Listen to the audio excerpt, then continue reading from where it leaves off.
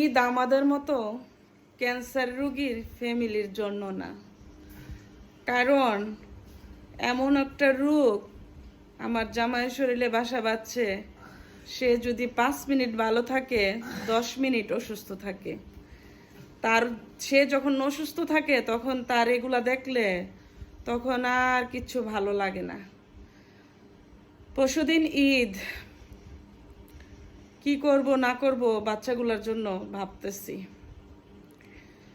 ভালো লাগে না, আমার কিচ্ছু ভালো লাগে না। আগের ঈদের কথা মনে পড়লে খুবই কষ্ট লাগে, কারণ আমার হাজব্যান্ডে ঈদের এই যেমন আজকে ঈদের 29 রোজা 28 রোজার দিন প্রাণের থেকে গিফট পাইতো, কত কিছু আনতো বাজার কইরা, তখনকার ভাল লাগতো। এখন আর ঈদ মনে হইতেছে না আমার কাছে ঈদ যে এত কষ্ট লাগে যা বললে আমি বুঝাইতে পারবো না। আমার দুঃখটা একমাত্র আমার মতো যারা পরিস্থিতি তারাই বুঝবে, নাইলে অন্য কেউ বুঝবে না।